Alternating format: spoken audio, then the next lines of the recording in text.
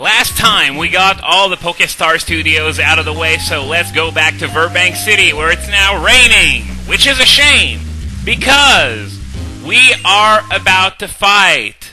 So, this is, well, we already met a grunt of Team Plasma in Bob Ranch, but this is our more formal introduction to these guys. Yeah, they claim that they were betrayed by Anne.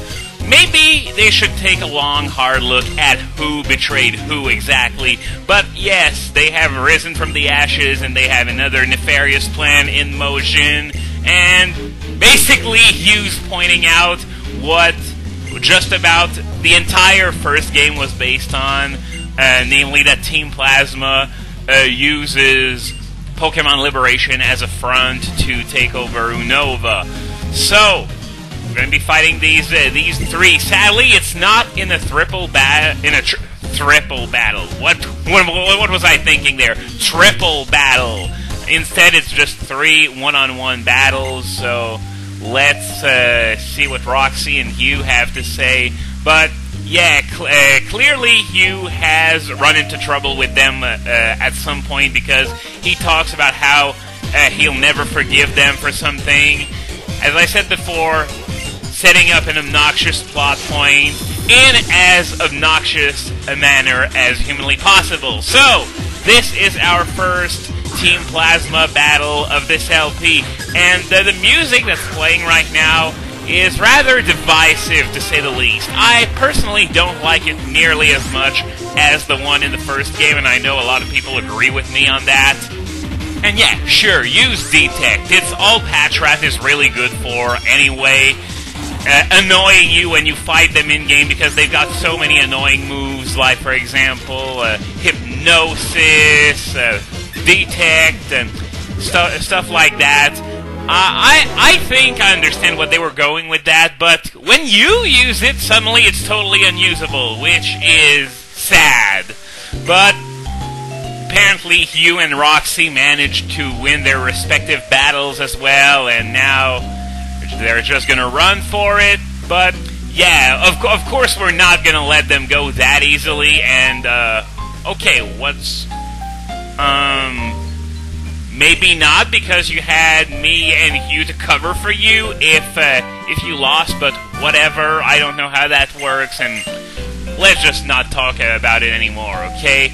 Cut HM. Remember that we saw a cuttable tree in the Burbank complex, so we're gonna do just that. We're going to take care of that before heading back to Route 20 to try and mop up the rest of those plasma creeps. So, yeah. No. I'm not going to Route 20 quite yet. I have all the time in the world, and here we go. Cut. I'm going to teach it to Patrat, of course. That's the main reason why I caught one to begin with. It's going to be able to learn stuff like Strength and Flash when it evolves as well. So, getting rid of Bite, because even with a priority modifier of 1 that was added in Generation 4, Bite is still completely useless. So let's head back down to the Burbank complex and see what's behind that cuttable tree, which, if I remember, is right over here. Sort of well hidden, because you might not notice that there's a passage right there due to the perspective. Anyway, Super Potion restores 50 HP, very, very good. I don't know if I will need it in the future. I would just like to point out that, in my opinion, this is the hardest of the main series games. Even without challenge mode, it's still harder than any other game, in my experience, at least. So, what are they saying here? Trainer from Aspertia challenged and successfully beat Roxy, the Burbank gym leader. Okay, so we're still going on about that, even though I did that a while ago. I shot a movie since then, all that stuff. So, Team Plasma Grunt isn't here, so let's head up. We're only going to have to fight one of the 3 grunts, because, well, now that I think about it, did they go to the Pokemon Center before heading out onto Route 20? Because we mobbed the floor with those 3, so how can they still have Pokemon that are able to fight? I don't know, but, you know, pointing out inconsistencies is sort of my thing, so I guess this is what I'm supposed to do. So yeah, nowhere to run for this plasma grunt. Unfortunately, this is not X and Y because since the region of Kalos is based on France, well, this is going to be the first game where you're going to be able to run away from trainer battles. Nah, of course I'm joking. I just simply had to make that joke at least once. But no, that is not the case. I could also try a homophobia joke, but I think the French are very good at burying their reputation on that front without any help at all. They're really good at running. I don't know why, but I like that line because that's what they've been doing all along, you know, running back and forth between Burbank and Route 20, and this is just holy crap. So, we're gonna have to go back to Burbank and find someone who knows a lot about ships. If only we knew someone like that, but sadly, that is not the case. Of course, I'm dicking around with you. We know exactly the person we need to talk to in order to reach Castelia, and that is the captain, now that he doesn't want to be a movie star anymore because he sucked so freaking badly. By the way, in case you didn't get the joke, Pop Roxy in the credits of the movie actually is a play on the pop rock genre, which is actually fairly creative, but still. And yeah, you're seeing it right now. Pop Roxy, referring to the character as that is, I don't know, I don't like it as much as the pun itself.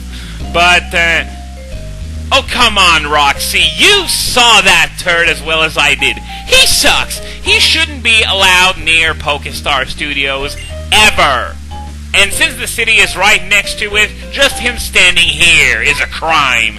So, yes, I did. I thought you were smarter than that when I first ran into you and you said that, that your father shouldn't try and pursue a movie star career because of the problems it would cause. But apparently you weren't as smart as I thought you were. So, I'll excite and thrill everyone by barreling through rough waves. So, let's go in there and do just that, because we are now completely done for the time being in this section of Unova. So let's head to Castelia City. And Hugh is also going to be coming with us, because he's on the hunt for Team Plasma as well. And Castelia is where they went. So, heading to Castelia City. Something I want to say. Everything so far in this game has been brand new.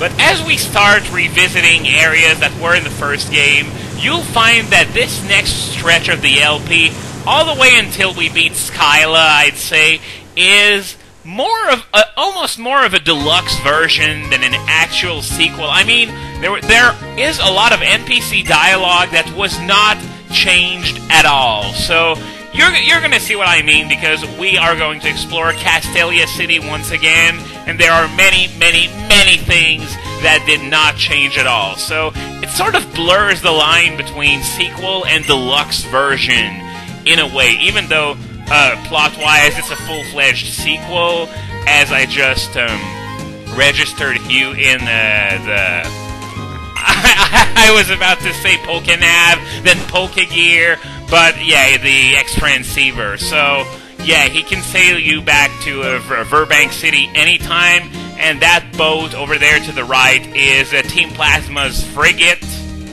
It's only there for foreshadowing, really, because it's not doing anything right now, but just so you know, it's going to be very, very important later on. So over here we have a heart scale. Not bad. So we have been in Castelia for like a minute, and we already got a heart scale. And oh my god, when will it stop? When will it stop? Anyway, this guy is plugging the Castelia Harlequin Hunt because, you know, Batman isn't available. But I already got the bicycle as a reward. Man, this trip to Castelia is already reaping rewards like crazy. So, yeah, there are going to be a few Harlequins across Castelia, and it's up to me to find and talk to all of them, and they're at the Metal Office, the Passerby Analytics HQ, and the Battle Company. So we are going to be taking part into that as we go through Castelia, because as I remember, the reward is really worth it. So let's... No, I wanted to register it, not use it. For all that, using it isn't too bad either. Yeah, so let's do that. And can I get off the... Hang on a sec. There's something that's not working. What am I doing wrong? Oh my god, don't tell me. I was pushing the wrong button all along. Wow. Well done, Slowflake. Well done. That was quite a fail there. But anyway, talking to these people, we don't really get anything interesting, so I guess if we talk to him again... Okay, it's the Castelia Harlequin Hunt. I haven't visited any of these places. You still need to visit this many places. 3! Because obviously counting to 3 is so difficult! Seriously, I don't know why he said that, because he just enumerated 3 places, and it's not like it's that hard to count to 3 anyway. So, what's... Oh, I think she was there in the first game, and she said the exact same thing as well. So when I said many things went unchanged in this part of the game, I wasn't kidding. So, Geonet is the globe that's upstairs. But first, I'm going to talk to Mr. Metal before doing that. So, Pokemon Center fan for healing this many times at a Pokemon Center, I assume. Starter cycling for, because I just got the bike. And New Face Hero for doing a movie at Pokestar Studios.